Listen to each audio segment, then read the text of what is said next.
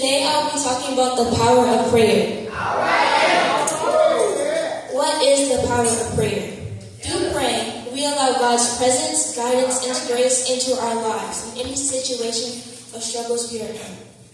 Psalms 4:3 says, "Know that the Lord has set apart his faithful servant for himself. The Lord hears when I call him." This verse tells us that if one is a faithful servant of God, he will hear your prayers. Not only will he hear your prayers, but he will deliver your prayers.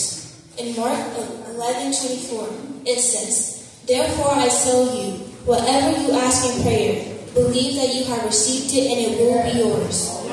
When we pray, we have to believe that what we are praying for will be given to us when God needs it to be given to us. It may not be right away or when we think we need it, but we shall receive it when God wants us to. Praying also let us worship God. Engaging in prayer reminds us He is in our midst and He is who we should go to at any time and all times. Prayer strengthens our relationship with God. When we pray, we are talking to God and connecting with Him on a deeper personal level. The power of praying is that it gives us a refuge where God will help and guide us where He wants us to be in Christ. We will never be alone through anything if we pray. Thank you.